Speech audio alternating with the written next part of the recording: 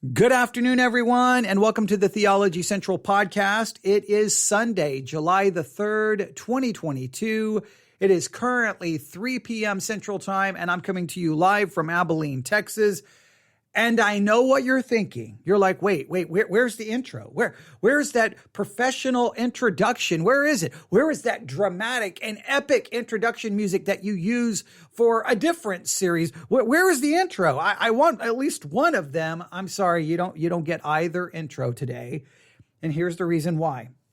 In my studio software, where I can either play our intro or play audio that we're going to review, I only have 2 spots that I can upload something to, only 2.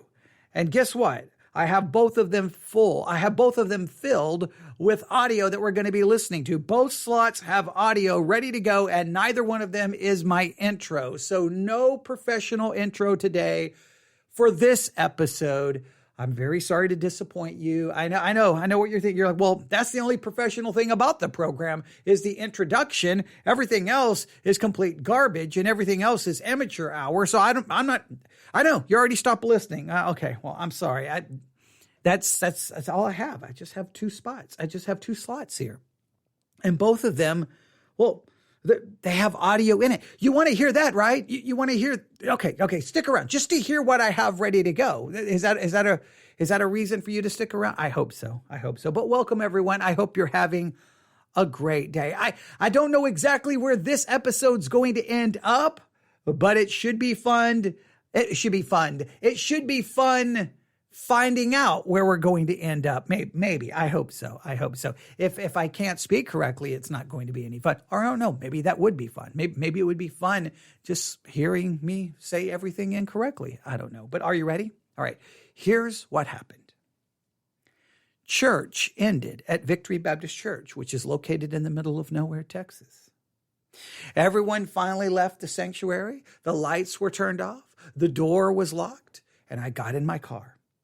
Now, the first thing I do when I get in my car is I always, at least just a brief panic, making sure, okay, do I have everything? Okay, do I have all of it? Because I always carry so many books and so many things to the church with me. Usually I've got more notebooks, more books, more Bibles than I actually need, but I always feel like I need to have everything with me. So I as soon as I get in the car, the first thing I'm like, okay, do I have that Bible? Do I have that book? Do I have that notebook? Oh, wait, do I have my iPad? Wait, do I have the laptop? Because if I get home and realize I don't have everything, it's a 20-minute drive all the way back to the church and a 20-minute drive all the way back home. So it'd be basically 40 minutes of wasted time going to get something that I simply left in the sanctuary. So I verified, okay, I've got everything, and I felt confident. And then I got ready to pull off, but I'm always worried that I left the door unlocked. I'm always like, you know what? If I didn't lock the door, then the church is just wide open here in the middle of nowhere.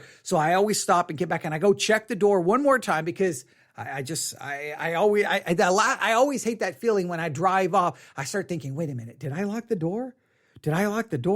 So I don't know how many times I've made it like 10 minutes down the road and I just convince myself, I think you forgot to lock the door. So I will turn around, drive all the way back to the church and go, oh, nope, the door's locked. I don't think there's ever been a time I've driven back and it was unlocked, but I'm just always worried that I'm going to leave the door unlocked and we're going to come back and something bad is going to happen. It's going to be my fault. So I stopped, made sure the door was locked. Okay, good. Get back in the car.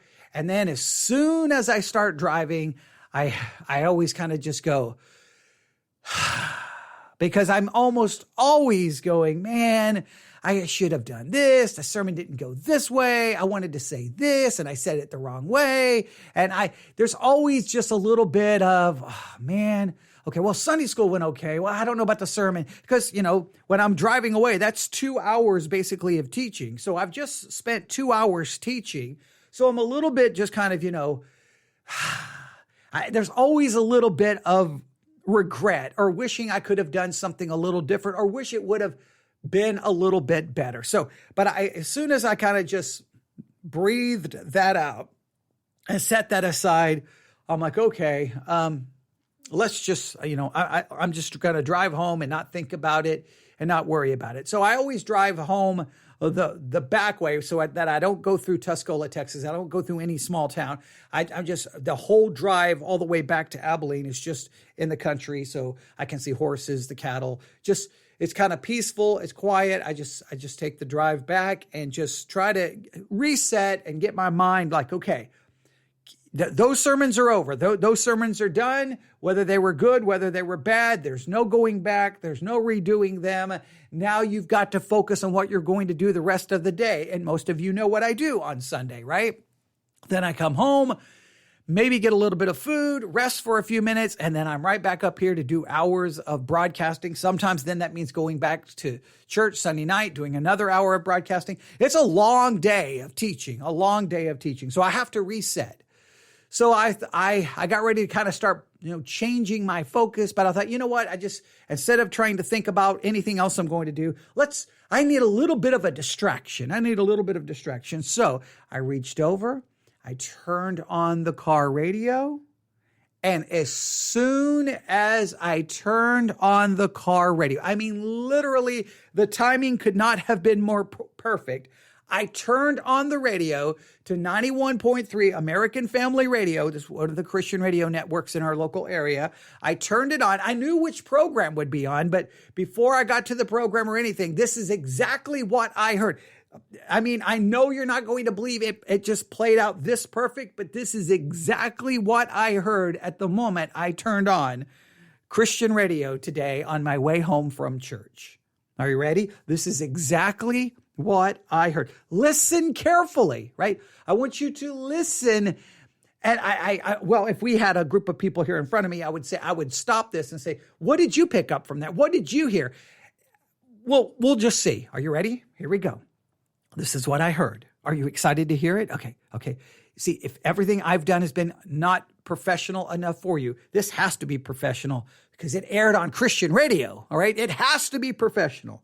Here we go. This is what I heard on the way home from church just a few hours ago.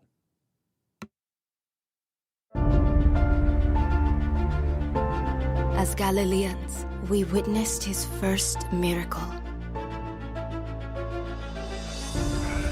He warned us that a time of great deception would come. But we must hold on to our faith. That one day he would return to save us from the end of the world.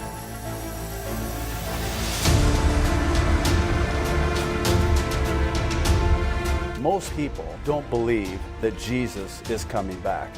What if there was evidence that proves that this is all real? Because there were so many people bringing up little bits and pieces of this. I'm thinking, there's got to be a pattern here. The Bible talks about it as being a mystery, but why does the rapture have to happen? What's the point to it all? A Galilean would have understood that perfectly. They are the key to everything. I'm just so stunned. I never thought I would see this in my lifetime. This is the most profound discovery in human history.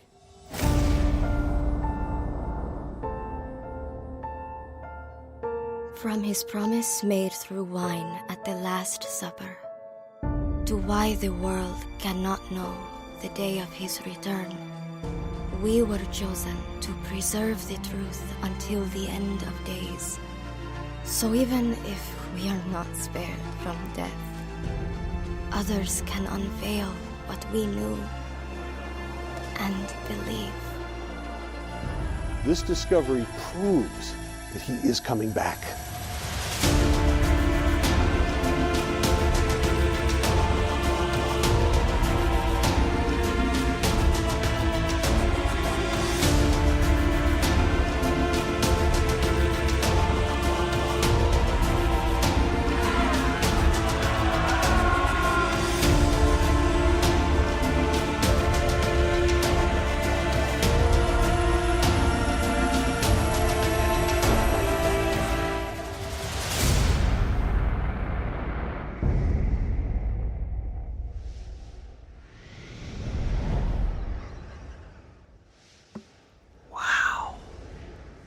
Dramatic, right? I mean, that's dramatic. So as I was listening, I'm like, wait a minute, what What shocking discovery. They found the discovery that actually proves Jesus is coming back. What did they discover? And it sounds like it has something to do with the Galileans, right? The Galileans hold the key. That like the Galileans would have understood it. So if we understand the Galileans, then we understand like what was that? And I'm just driving the car going, wait, okay.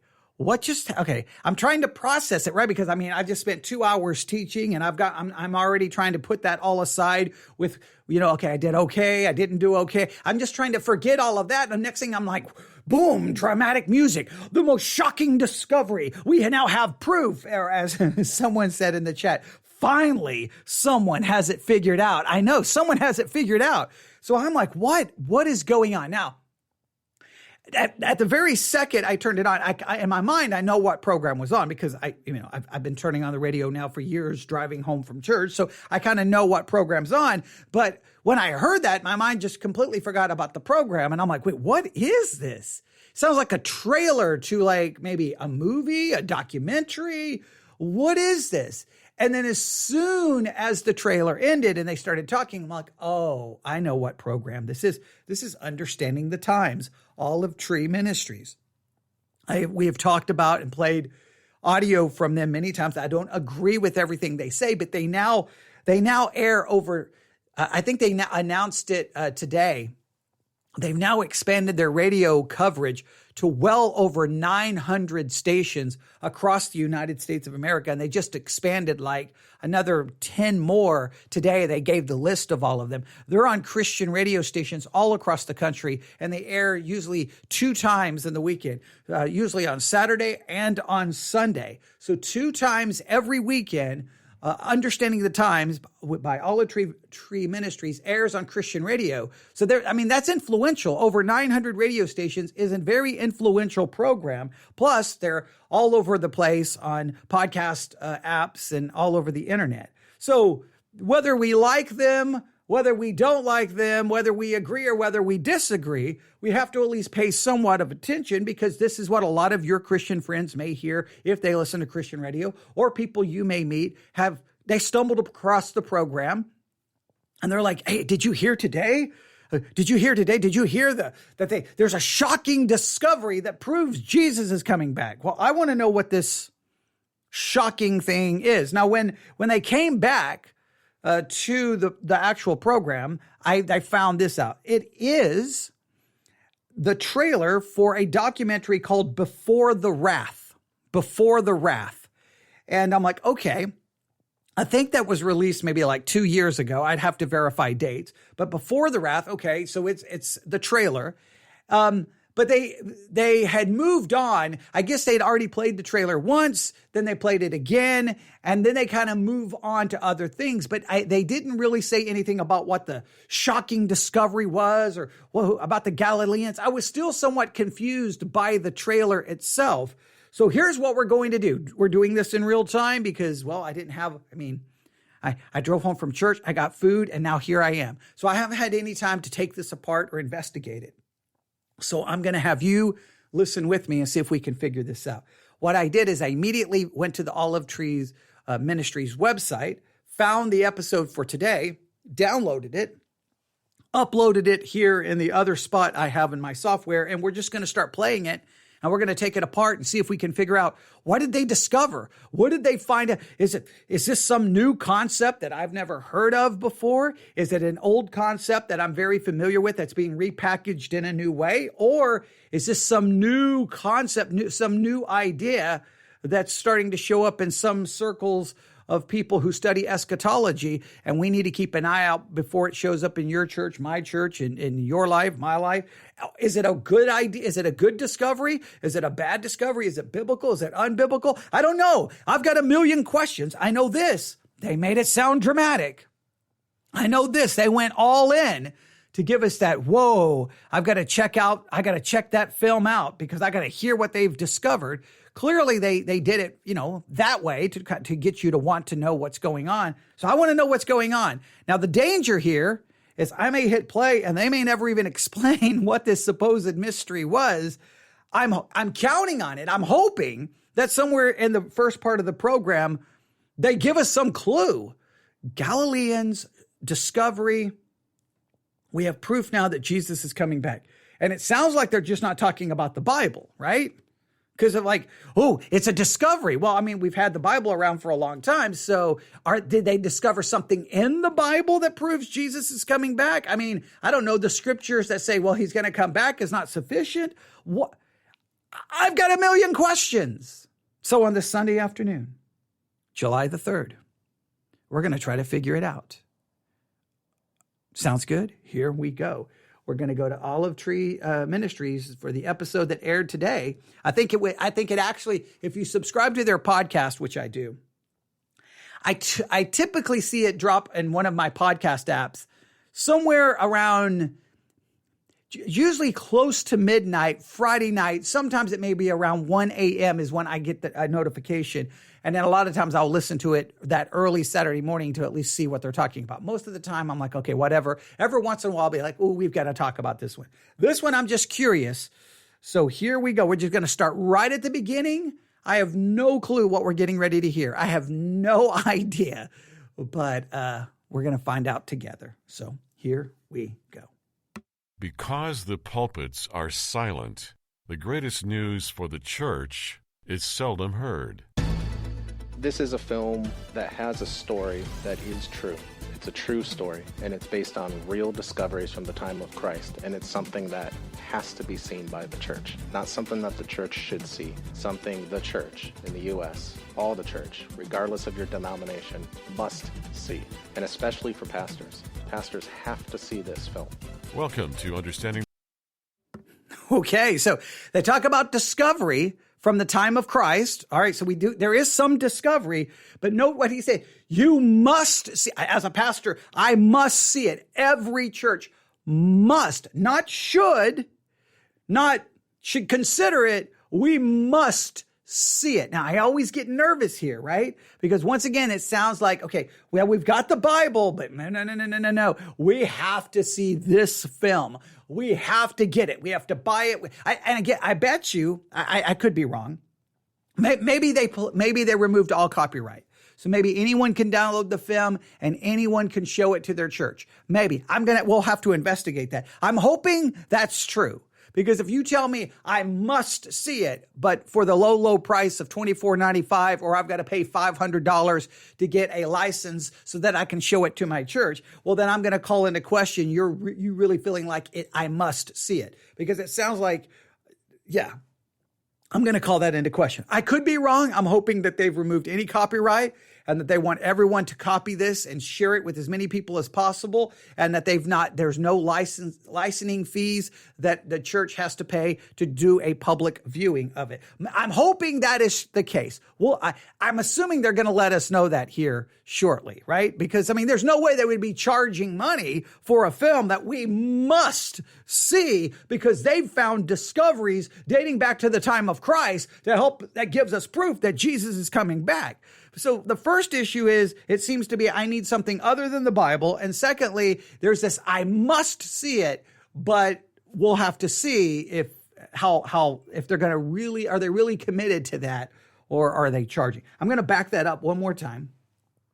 I know the volume to this is a little bit lower than the trailer, but it's the way it is. So here we go. Let's back it up. Are you listening? All right.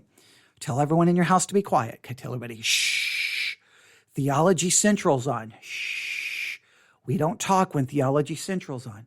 Shh. Okay. And then that's probably be like, and you're never listening to Theology Central again. All right, here we go. Because the pulpits are silent, the greatest news for the church is seldom heard. This is a film that has a story that is true. It's a true story, and it's based on real discoveries from the time of Christ, and it's something that has to be seen by the church. Not something that the church should see, something the church in the U.S., all the church, regardless of your denomination, must see, and especially for pastors. Pastors have to see this film. Welcome to Understanding the Times Radio with Jan Markell, brought to you by Olive Tree Ministries. Jan spends the hour today with film writer and producer Brent Miller Jr. of Ingenuity Films. We are carrying his latest production titled Before the Wrath. a docudrama about the rapture of the church. If you think the rapture is not in the Bible, you are very wrong. It is portrayed in the Galilean Jewish wedding in the New Testament. The types, shadows, and symbols are stunning. Here are Jan Markell and Brett Miller to discuss this intriguing topic.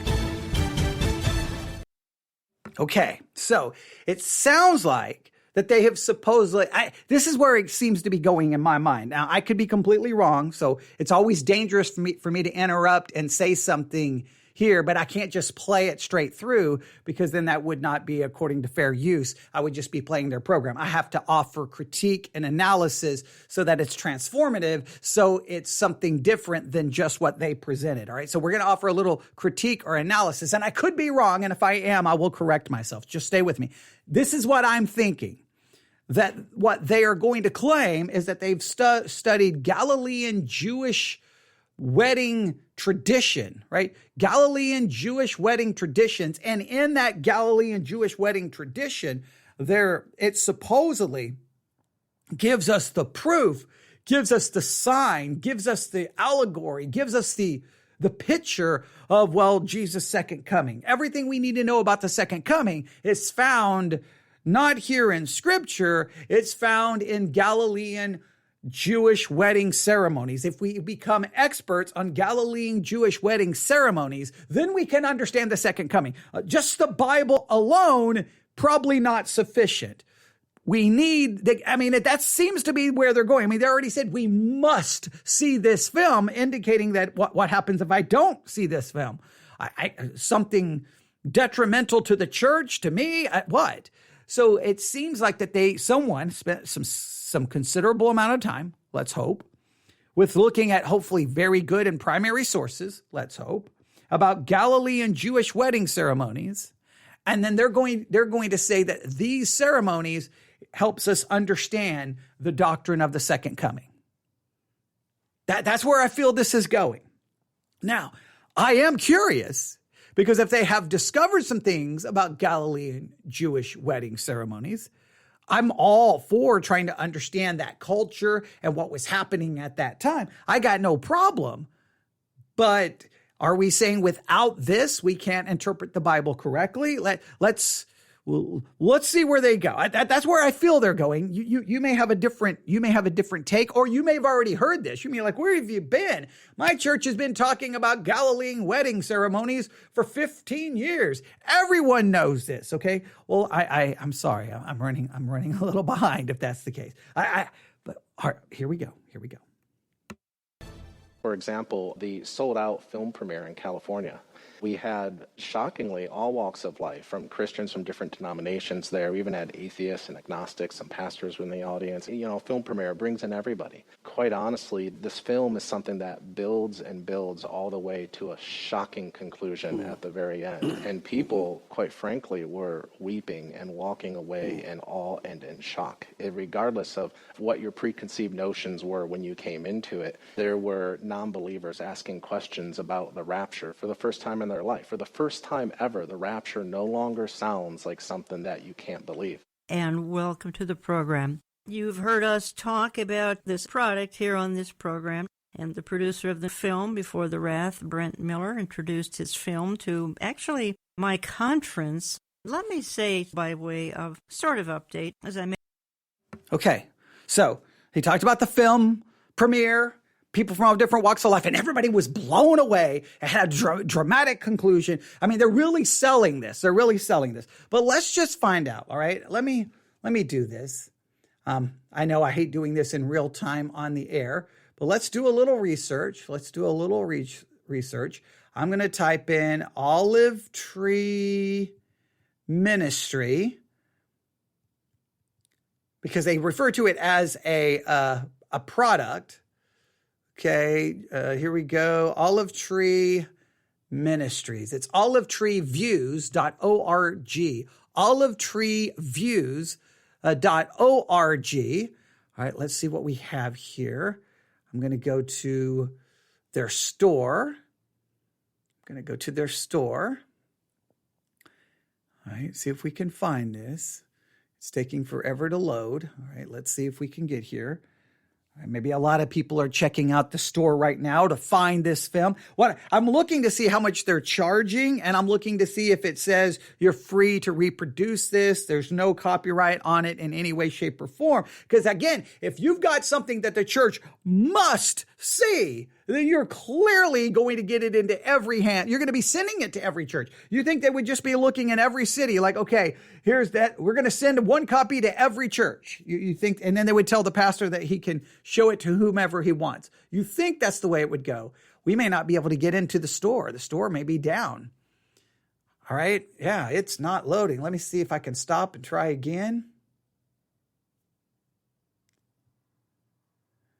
All right, that's not good. We need to get into the store. I need to get into the store. I got to see what's going on here. Oh man, I wanted to see. Come on, you're ruining my live broadcast, guys. Come on. You're ruining my live broadcast. I need to see this. If anybody else can get to it, Olive Tree Views, that's VIEWS.org. Olive Tree Views, all run together, Olive Tree Views, VIEWS.org. You'll see a drop-down menu. I can get to the website. I just can't get into the store. If you get into the store, look for the film Before the Wrath. A, tell me how much it is. B, tell me, do they say anything about there's no copyright on this? You're free to make copies. Share it with anyone. I'm curious to know exactly what the rules are. Maybe they will announce it here. I'll keep the iPad trying to get in. If we get to it, I'll talk about it. But yeah, it looks like the store just cannot be gotten into right now. All right. Oh, yep. It just timed out. Oh, wow. I don't know what's happening here. See, is the whole website? I know all the other sections are working fine. So that's interesting. I wonder if they're having that much of a demand for it.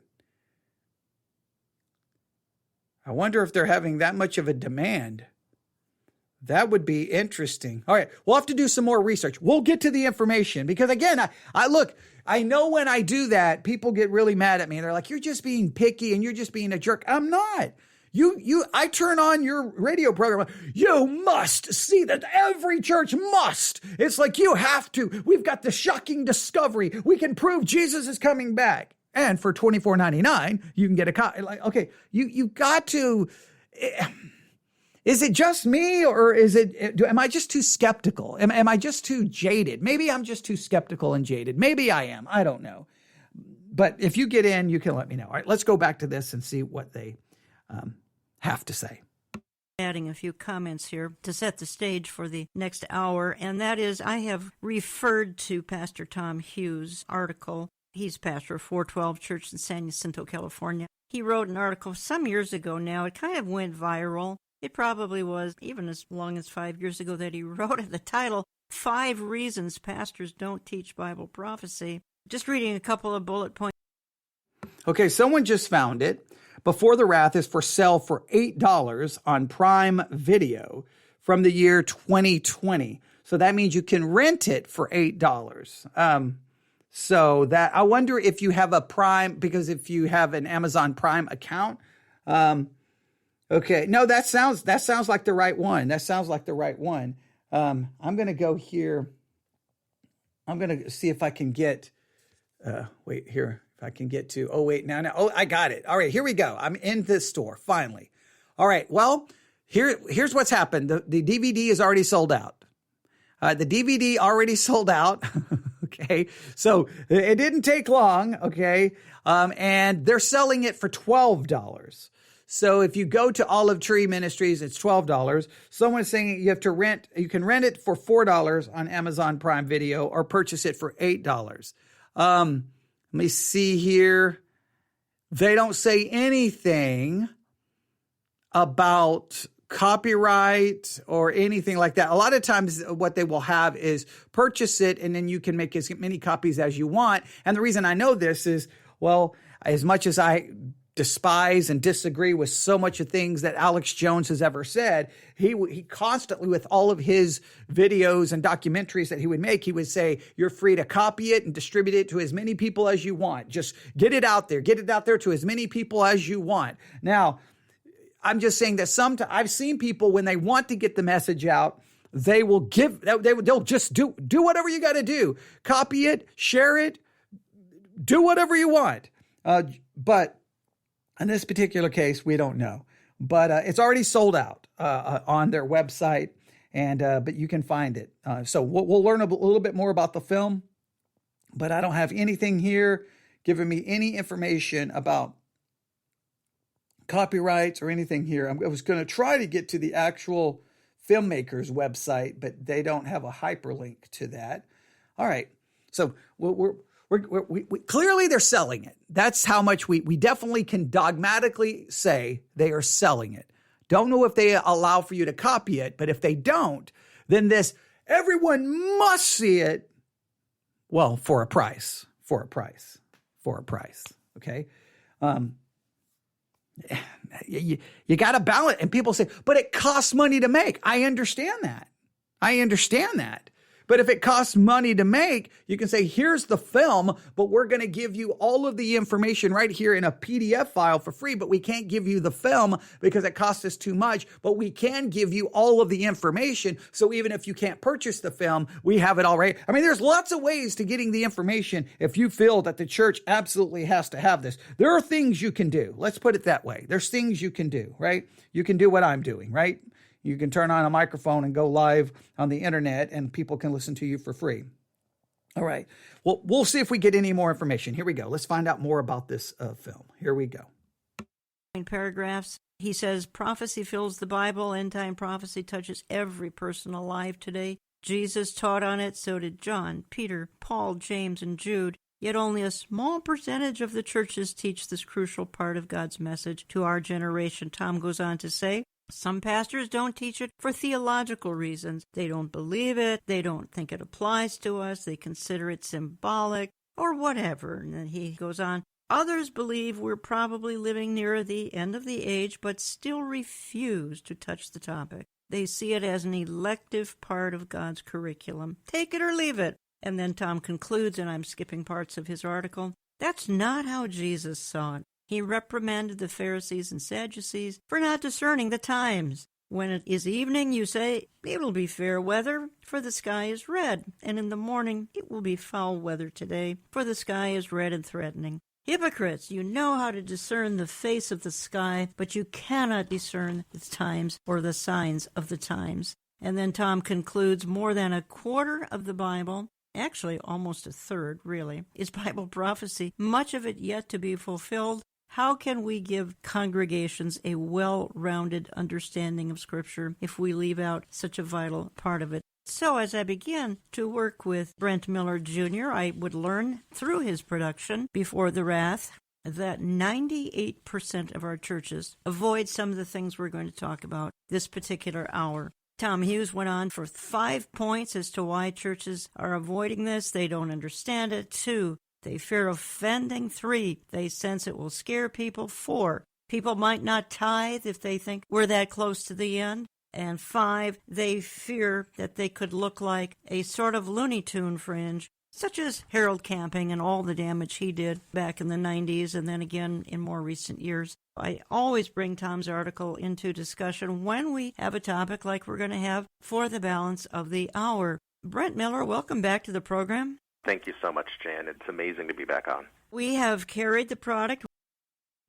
Okay, once again, we've carried the product. They keep referring to it as a product, a product, a product, a product, a product. I'm just gonna harp on those words, but I do agree that, and I don't think it's just biblical prophecy. Right? I know for them, everything's about biblical prophecy because that's their whole ministry is biblical. Every week it's biblical prophecy, biblical prophecy. And I understand the Bible has plenty to say about biblical prophecy, and I understand it cannot be ignored and it has to be taught. But when you come up with these lists and why people avoid the subject of biblical prophecy, you could come up with a list of so many things many churches avoid. I've said it so many times. The problem with some churches is not what they say, it's what they will never say. say, what they will never talk about, and how they will never say it because they don't want to offend. They don't want people to leave. They don't want people to stop tithing. A lot of times, I hate that in many cases, the pulpit is held hostage out of fear of, well, people leaving and people not giving. And the reason why the pulpit is often held hostage is because the person standing behind it, well, that's his livelihood. He's got to make a living, right? I mean, it's easy for you to sit in the pew and go, well, he should just have courage and he should just, yeah. Okay, you go have courage and go tick off your boss and lose your job tomorrow. Okay, you go do that when you've got bills to pay, a mortgage, car payment, kids you're trying to support, a wife you're trying. Yeah, it's easy to talk big and bad, but when you're the pastor and you're like, oh boy, okay, if I talk about this, I'm not saying it should be that way. I wish that Christians were not so quick. As soon as they don't like something, they pack up and leave. They leave the church. They pack up and leave. Now there are times it's best for everyone for someone to leave. Sometimes it's absolutely the best. I mean, sometimes it's probably best for the pastor to just say, hey, come on. I'll carry your Bible. I'll carry your books. Let me just walk you to the car. Okay, there you go. Thank you for everything you've ever done. You see, go head on that direction. Here's a map. Here's a GPS. It will take you to a different church. Sometimes that's literally better for everyone. That's not being mean. That's not being rude. It's just better for everyone because sometimes once people become unhappy, it becomes a cancer and it spreads and it just begins to destroy the church. Sometimes it's best for people to go. But it's also sad that you just tick someone off and next thing you know, you're like, people, they want to hear what they want to hear. You almost just want to stand by the door of the church, when people walk in on Sunday and go, can I have the sermon you want me to preach today? Can I have, okay, all right. And then you just preach what they want to hear. And I wish it wasn't that case, but it just demonstrates the fleshliness and the carnality and the sinfulness of everyone involved, from the pastor to the people in the pew. And we've got to constantly fight against it. But pastors are worried about talking about so many different things, not just prophecy, because you're going to offend someone. You're going to tick someone off. It's divisive-ish. Everything's divisive, right? I mean, you give any interpretation. I made the joke this morning in our study in Jude that I can give you 4 possible interpretations that are out there, and if I choose one, someone's going to disagree with me. It's just the way it works. And you hope people can just get over some of those disagreements, but it's the reality of the church. So I just want it to be known. It's not just that everyone focuses on, well, many churches don't preach Bible prophecy, and they focus on that. That's just a symptom of a deeper issue of the state of the church and in some cases, the pulpit being held hostage by people threatening to leave or people stop tithing. I mean, I've had the call. I've had a very good in my ministry. I've had very little problems, right, compared to what other pastors tell me. But I've even had the phone call on Monday. Hey, I need to meet with you. And I'm like, okay, I already know where it's going. And they're like, we didn't really like this, and you kind of keep listening, and you're kind of waiting for it. We just don't know. It's almost like they begin to hint, hey, if you don't change this, we're going to leave. And as a pastor, you got to make a decision at that moment. You've got to make a decision, because typically if you go ahead and say, you're right, and I'm going to change that, it's over. That's the beginning of the end, because once you change one thing, it's going to be another. So sometimes you just have to kind of bite the bullet and say, well, I'm sorry that you feel that way. But I'm going to continue to kind of preach that way and can continue to preach that belief. And I apologize that you don't like it, but you're definitely free to leave. And it will be no problem, no manipulation, no any intimidation, no attacking you in any way, shape, or form. But because if you back down and you cave in, then they know, in some ways it feels like they've got you, and they're going to demand more and more and more. Maybe that's the wrong way to look at it. Just a sad reality. Every pastor gets that phone call, and it's like, basically, if you don't do this, we're out the door. And you're like, okay, that's how come I don't like to know. I don't want to know who gives what in my church. I don't want to know who gives a dime. I don't want to know anything about who gives. It's like blah, blah, blah, blah, blah, blah, blah, blah, blah. Because the minute you know, then you're more prone, because of flesh. well, okay, all right, maybe I can make a little compromise for them. You shouldn't be that way, but it can happen. So, all right, they're worried that churches don't teach enough Bible prophecy. We still want to know what the shocking discovery is. Here we go.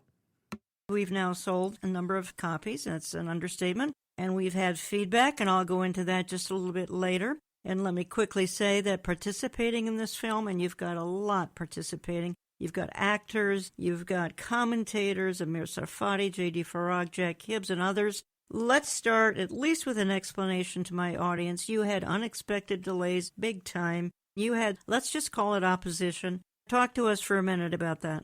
Quite honestly, in 20 years of filmmaking and working in new media, even back for MTV networks, I've never experienced the type of opposition and problems that have come up throughout the production cycle before The Wrath. Even recording sessions that we had scheduled with Kevin Sorbo, who narrates the docudrama down in L.A. Many will remember the L.A. fires that kind of shut everything down. Kevin Sorbo had to flee L.A., so the whole production crew not only had to delay some of the recording for a couple of months, but we had to fly all the way out to East Coast and do the recording out there. We've had deaths closely related to people on the production crew, pivotal members in post-production, which delayed things, where things had to be rescheduled months later. But God is faithful and just led us through the trials, and we kept pushing forward, and he saw the film to its finish. Wonderful finish, in fact. We're going to be playing some clips, quite a few as a matter of fact, from the film. Brent, I know, I get it, that your goal was not necessarily to focus on rapture timing. Your goal was to get people to see that, guess what, folks, there really is a rapture in the Bible. And what you did is you kind of dug it out of the ancient Jewish Galilean wedding. The Galilean folks were actually a subculture of the Jews back in Bible times. So you found this incredible Galilean wedding that you put into actual drama with. There we have it. So the discovery is ancient Galilean wedding ceremony.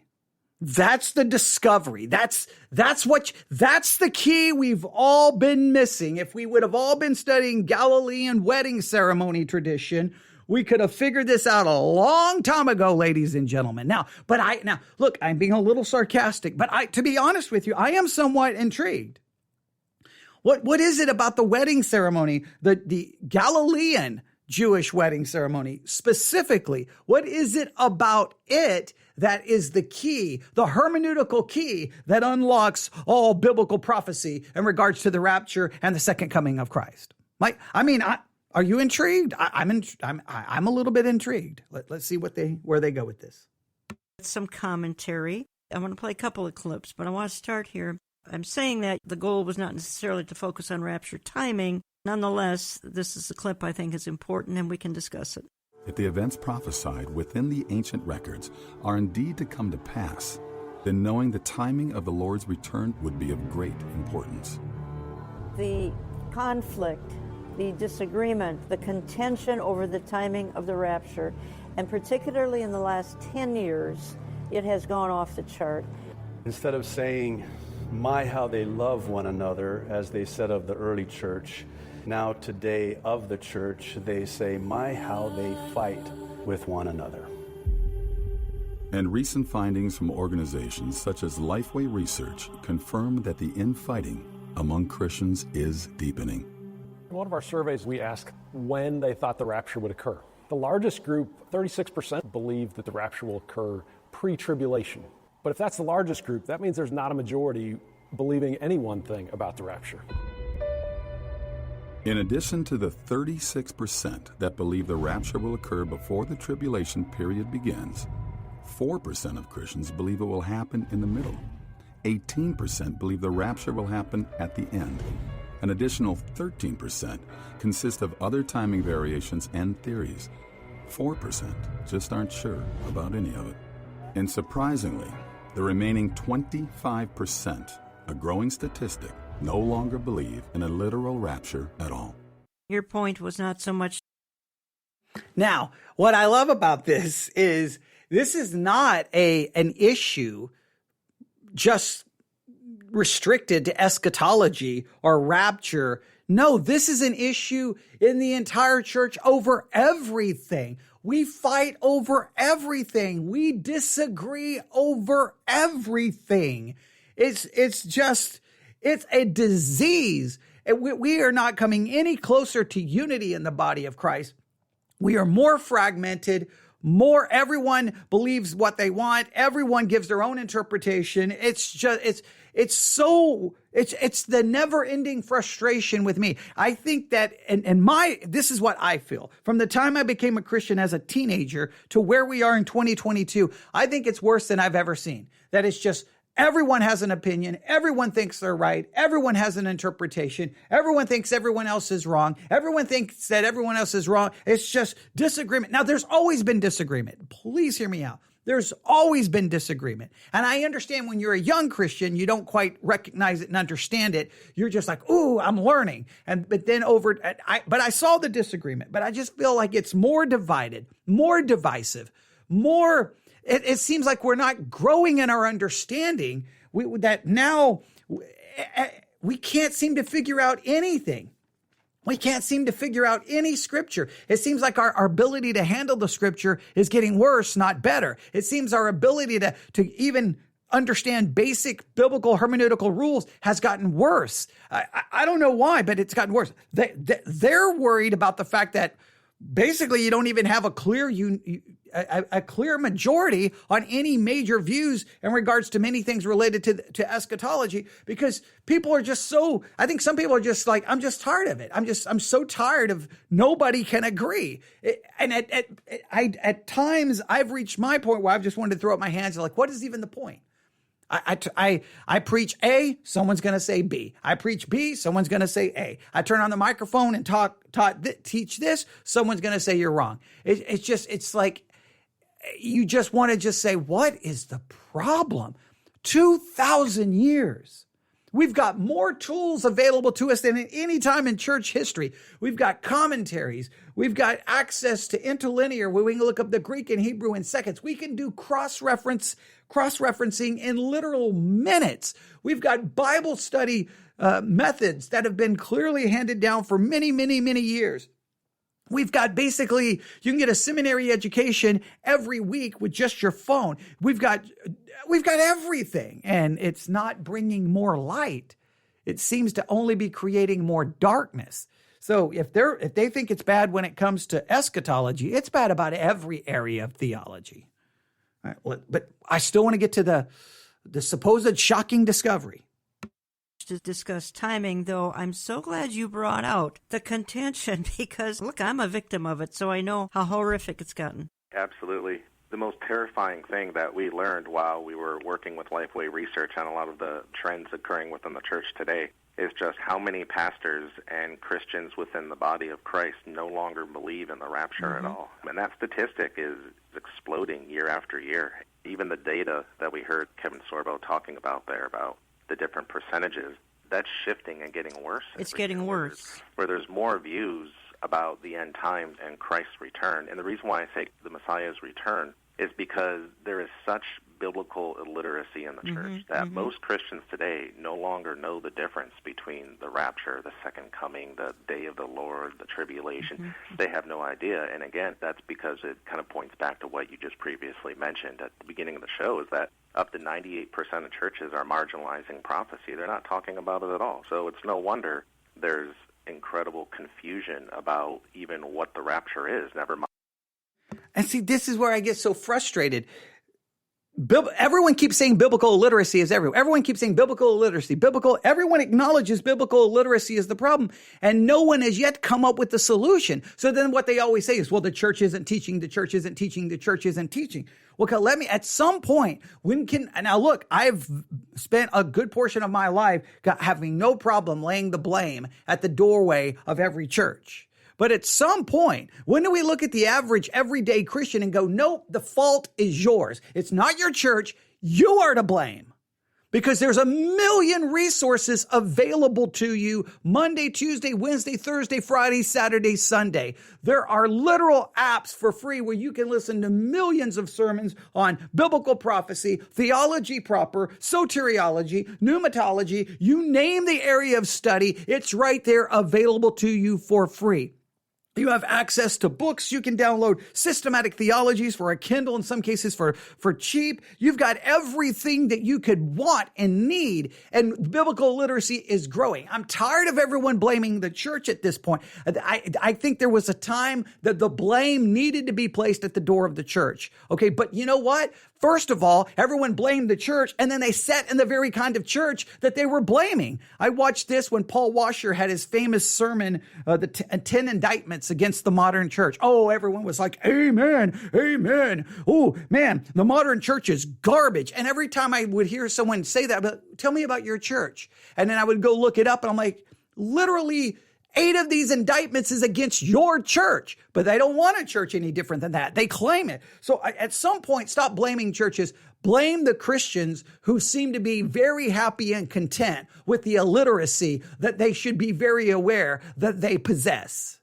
At some point, I'm tired of it's everyone else's fault. No, it's yours. You own a Bible, right? You own a Bible, right? You own a notebook, right? You can download the Blue Letter Bible app for free, right? Okay, you can learn some basic Bible study methods, right? So what do you do Monday, Tuesday, Wednesday, Thursday, Friday, Saturday? Oh yeah, you do everything other than study. You do everything else than use the resources that are available to you. So I'm tired of everyone getting blamed for biblical illiteracy. It's time the individuals take responsibility. I know that wasn't nice, but I'm just tired of all the excuses. I'm just tired of it. At some point, it's nobody else's fault but the individual Christians. And they keep blaming the church. Well, if you keep blaming the church, why are you going to a church that's making you biblically illiterate? What are you doing to fix it or change it? You still want those fellowships. You still want those activities. You still want those plans. You still want everything other than any actual meaningful study. So, yeah, I've grown very tired of all of the excuses, but we still want to know about this discovery. They're taking a while to get there. Let's see if we can get here.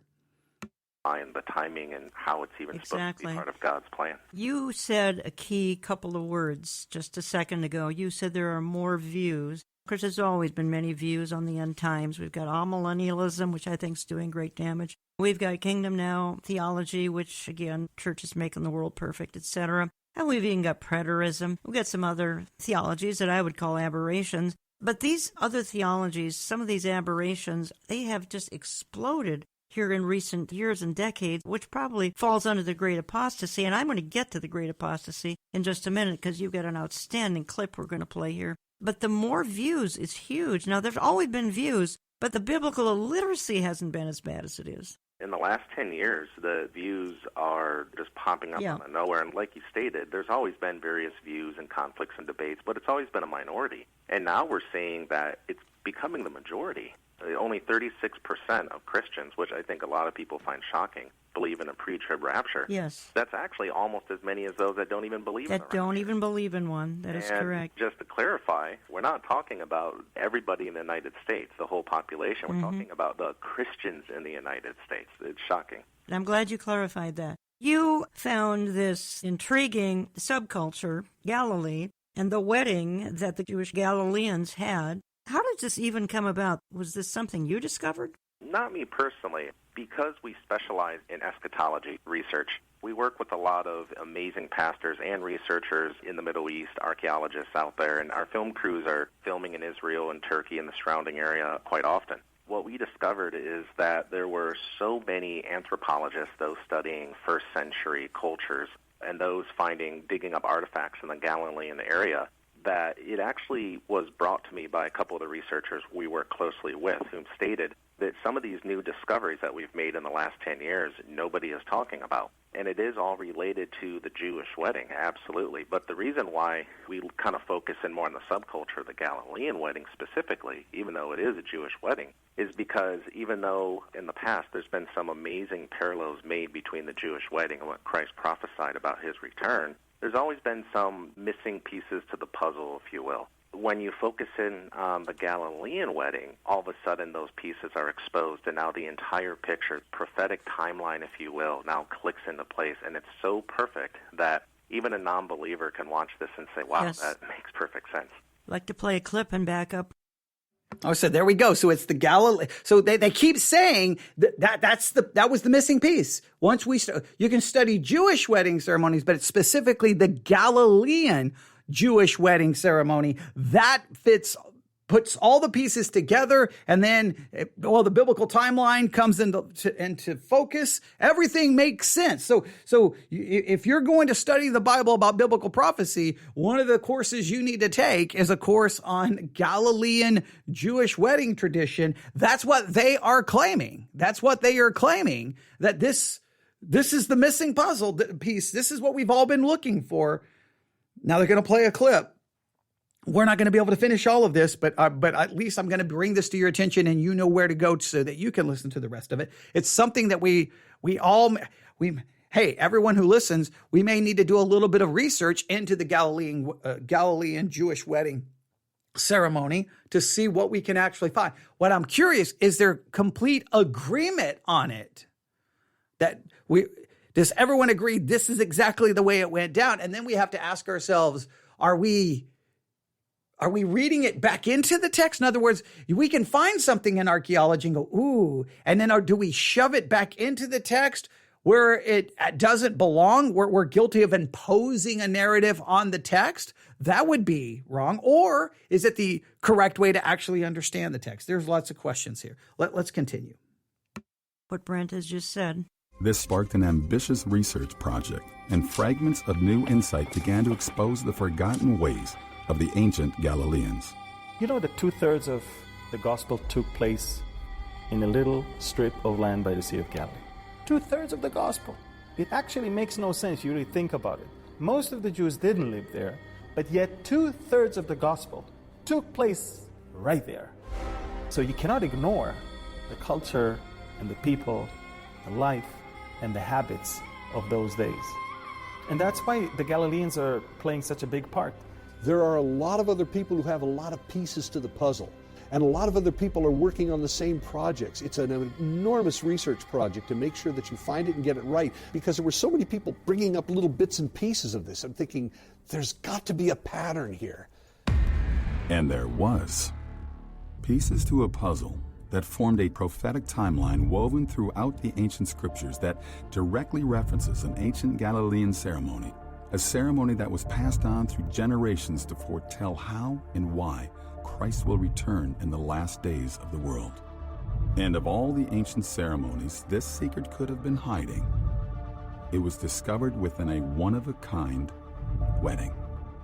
It's the ancient Jewish wedding in the Galilee. You heard the voice there of Amir Sarfati, because those making some comments into the film include Amir, J.D. Farag, Jack Hibbs, yours truly, Jay McCarroll from Lifeway Research. Kevin Sorbo is the narrator of the film, and then you've got, Brent, is it between 60 and 100 actors and extras? Almost 100 actors and extras and crew. I think you paint the most stunning picture when it comes to using the Last Supper and the cup of wine. And I'll play a clip that's going to illustrate that. And folks, some of you listening by radio, you can see these clips on our YouTube channel, Jan Markell, Olive Tree Ministries. We post these kinds of images, videos, etc. on our His Channel programming. If you're more visual and you'd like to see some of the things that we're showing you, that's where you need to go to see them. Otherwise, we're trying to paint a picture with audio, and we do the best we can. Talk to me a little bit, Brent, here about how you've tapped into the Last Supper. And I am talking to Brent Miller for the hour, Brent Miller Jr. He is the writer, producer, director of the film.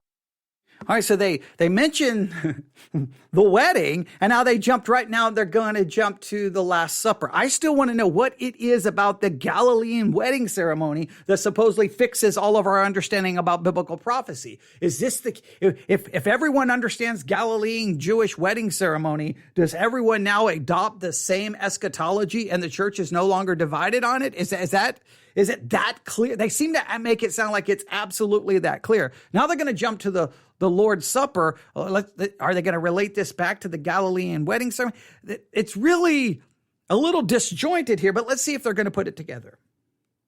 film that we are carrying and now we've promoted, and some of you have ordered from us and some of you have ordered from other places. Talk to me a little bit about the Last Supper, the cup of wine, and then we'll play a clip to illustrate this. This is one of the shocking discoveries when we were going over a lot of this evidence with our partners in the Middle East, that you find a lot more understanding in the Galilean subculture. We have to remember that Jesus was a Galilean. Yes. He related to kind of the intricacies in this culture very closely, especially with his disciples. What we find is that in Galilee, that the bride would be offered a cup of wine by the groom in order to conclude a betrothal for marriage. What many don't understand, especially here in modern Western culture, is that the bride actually had all the power and authority during that process.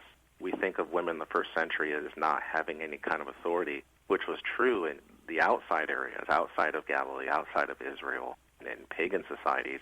But in the Israeli wedding betrothal, the bride was offered a cup of wine. If she drank from it, then she would be accepting the groom and she would be betrothed. But she had the option, all of the power, completely up to her by choice, to push the cup away and reject the groom. And everything would be off, no questions asked.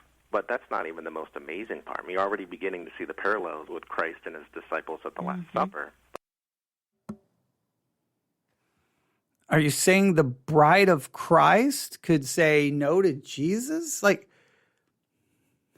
the bride of Christ is the one who has the power? Like, where is this going here? Okay, I'm trying to figure this out, okay? All right, so... Oh, man, we're already at an hour. Okay, we won't be able to finish this. Was never the intention to finish it anyway, but I wanted to at least get here's the discovery. Now you go listen to the rest. But all right, well, maybe I'm just going to get you not even that far, but you can go listen to the rest. All right, let's at least get through this part. But the shocking part is that in the wedding betrothal, the groom would then drink from the cup of wine next. And after also drinking from the cup of wine, the groom would say, I will not drink of this cup again until I do it renewed with you in my Father's house, which is very similar to what we hear Christ say at the Last Supper. Absolutely. And this is portrayed in a stunningly beautiful way in the film. Again, the film is Before the Wrath. You can find it in our store, olivetreeviews.org, olivetreeviews.org. You can give my office a call. You'll find it in our various newsletters. Brent, I want to play that clip here of the Last Supper illustration. But I think you are offering some combo packs, things like that, beyond the single DVD, because that's what we're offering is the single DVD. But I think you have some packages, correct? Yes, the film is also available on a Blu-ray plus DVD combo pack. Also, we have bundles that come with a book, which gives kind of a deeper description of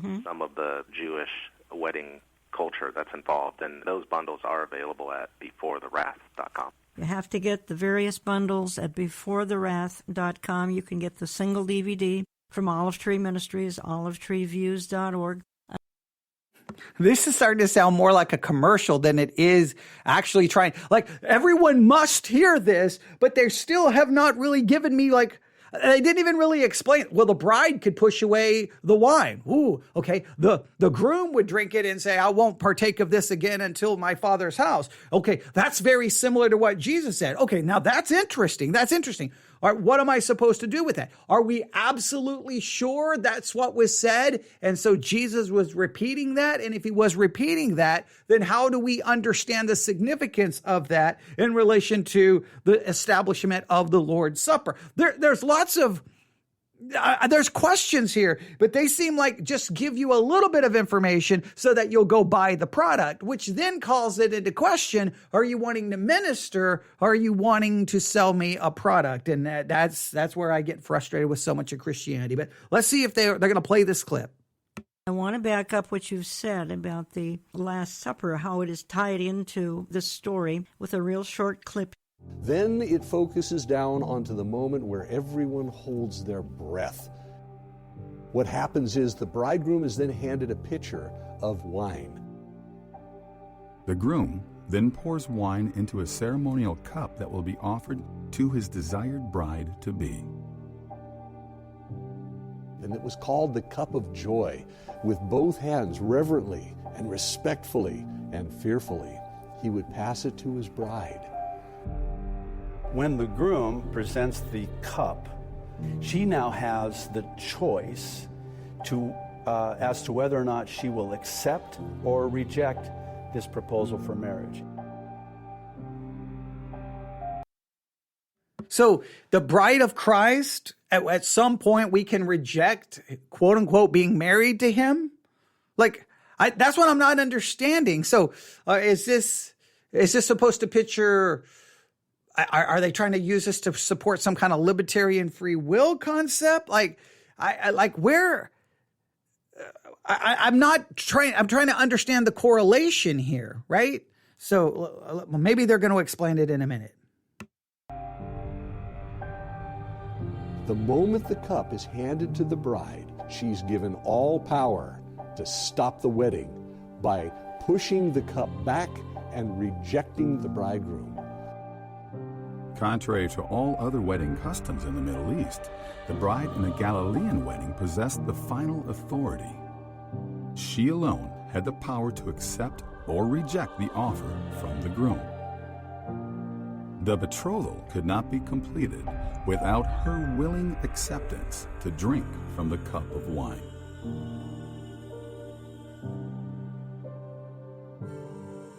But on this day, during this betrothal, the bride accepts. The groom will then also take and drink from the cup, solidifying the new covenant. But then he says something truly profound. Then the bridegroom says publicly, so everyone can hear, "You are now consecrated to me by the laws of Moses, and I will not drink of this cup again until I drink it anew with you in my Father's house." But to understand why this phrase is so profound, we must look at another act recorded later in the Scriptures. During the Last Supper, Jesus offered a cup of wine to his disciples to signify a new covenant with them. And after his disciples drank from the cup, Jesus then said something similar to what a Galilean would have heard from their own weddings. He said, "But I say to you, I will not drink of this fruit of the vine from now on until that day when I drink it new with you in my Father's kingdom." And the point you are making, Brent? The reason why Jesus used a Jewish wedding, specifically a Galilean wedding, is because his disciples were all Galileans, with the exclusion of Judas, of course. They were all Galilean. And Jesus used parables and metaphors with people about the way things were in heaven, about spiritual truths. It's not a coincidence at all that so much of what Christ revealed to his Galilean disciples about the end of days and his return at the end of days, which they heard it before anybody else, by the way. They came and asked him, "Tell us about this time that you're coming back," is that, of course, the way for them to understand it the most was to use something that was already ingrained by their culture. In fact, I believe God predetermined that agreement in their culture ahead of time because it was for God's glory, because it was the prophetic timeline to the first coming, through the rapture to the second coming of Christ at the end of days, so they could completely understand the spiritual relationship between becoming the bride of Christ, because they related to these things in their own wedding. I'm going to have Jack Hibbs weigh in here and back up some of the things you've just said. He talks here about it's the Galileans who would have understood all of this. But Jesus warns that many will not accept his offer to attend his wedding feast, that there will be many that choose to be separated from him for all of eternity, those that will be left behind. When they get to the Father's house, everybody piles into the compound now, and the feast is set and ready to go, and the door is shut behind them. And no one leaves, and no one comes in for 7 days and nights. And in ancient Galilee, if you were locked out, there was no getting in. There are so many people who know about it, believer and non-believer. "Oh yeah, I've heard about the rapture. Oh yeah, Jesus is supposed to come back. I've heard about this." Listen, hearing about it's not enough. In fact, we know from Galilean experience in first century that You not only had to be ready, you had to have enough oil, you had to get in. You had to get into that wedding. And then the door was shut. By the way, once the door was shut, it was shut. Those who were out were out. And you think about the incredible, terrifying reality of knowing that Christ said he would come back and to then be shut out, to be left out. And yet Jesus was warning us in those parables. He was warning. Brett Miller, I think this is sort of a left behind illustration. Am I right? All right, we will stop there. That's the latest episode of Understanding the Times by Olive Tree Ministries. You can find it anywhere. If you can't find it, email me, newsif@yahoo.com. I'll send you the link to their actual website. If you want to find their actual website, you can look for it. Let me see here if I have it here. Olive Tree Views. That's Olive Tree Views, all run together. Olive Tree Views, VIEWS.org. The latest episode is called He's Coming for His Bride, and you can listen to the rest. There's over 34 minutes left. Go find it. Go listen to it. You can hear everything they have to say. According to them, that through archaeological discovery and research, they have discovered the Galilean Jewish wedding ceremony, and supposedly that is the key to unlocking all of our understanding about biblical prophecy. They've given us at least supposedly a similar saying said by the groom in the Galilean Jewish wedding ceremony. They will not drink of the cup until he's in his father's house, and that Jesus said the same thing in the Lord's Supper. They didn't really quite explain the significance of it other than that Galileans would have understood that language and that all the disciples were Galileans except Judas. Okay, they didn't really say like, okay, how does this help us fix everything? Then they're going a little bit further into that everyone would come in, they would shut the door. If the door was shut, you couldn't get in. Okay, all right. They're borrowing from some of this, and there's no question that maybe Jesus in some of his parables and some of his stories borrowed from Galilean culture. That would make perfect sense. So I got no problem trying to understand all of this, but there's still so many, like, the way they describe it is this is the key to everything. And I'm still kind of like, okay, I do want to understand more about the Galilean culture and the Galilean ceremonies so that I may have a better understanding of why Jesus made certain phrases. But I got to be very careful not to just to grab everything from a Galilean Jewish wedding ceremony and then just grab it and go, oh, I know what I'll do. That fits right here into the Bible. That fits right here into the Bible, and make it the hermeneutical key. I'm making the hermeneutical key something outside of the Bible that I'm imposing back on the Bible in order to understand the Bible. Now, it may be of great interest, and we may want to pursue a little bit more on this, and I'm going to see what we can discover and find. They supposedly have a book, not from Olive Trees, but from the person who Brent Miller Jr. I think beforethewrath.com is the name of their website. I'm going to see if they have the book. I would be interested to see the book. Because I want it in writing and see if there are footnotes where they supposedly got the information, and then look at it and go, okay, here's actually how the ceremony worked. Do we see a little bit of that used in this parable or in this discussion or in this discussion? I don't think it's as profound maybe as they're making it out to be, because you think if it was as profound as they thought it was that they would have given us, they would have started it with the, like, here's the shocking discovery, but they don't start it with that. They basically just give us a little bit of tidbits and like, you buy the content, but you have to have it, because without it, you can't understand your Bible. Yeah, I'm very skeptical, but it's something that we may want to, we need to pursue it. We need to see exactly what it means and where it's going. We need to pursue this. So if anyone wants to help me, here's what I would ask you to do. See what you can start uncovering about Galilean Jewish wedding ceremony traditions.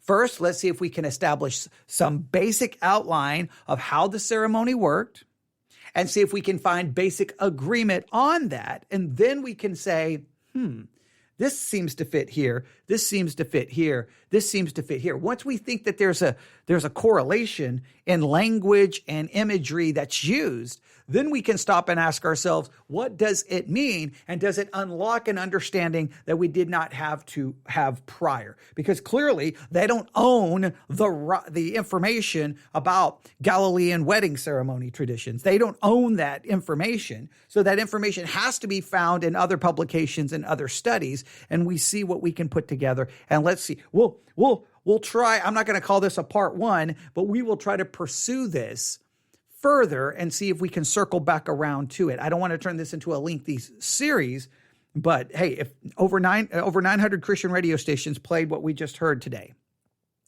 I would start with go listen to the rest of it. Go listen to the rest of that, Understanding the Times. Listen to the rest. Listen carefully for anything they say about the Galilean wedding ceremony, and then let's see what we can discover and find. If you find anything, email me, newsif@yahoo.com. Because they at least got me interested in that. I'm still skeptical in a little bit of this. But we're at an hour and 14 minutes. So that took much longer than I wanted. Let's see what we can uncover, right? Let's see what we can do. So anybody wants to help, let's start working on it and see what information we can gather and see what we can discover. All right, you can email me, newsif@yahoo.com.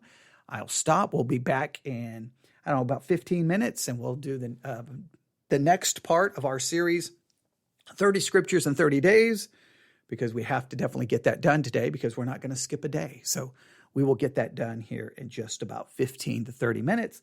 So just be ready for us to go live again for that. So thank you for listening. Everyone have a great day. God bless.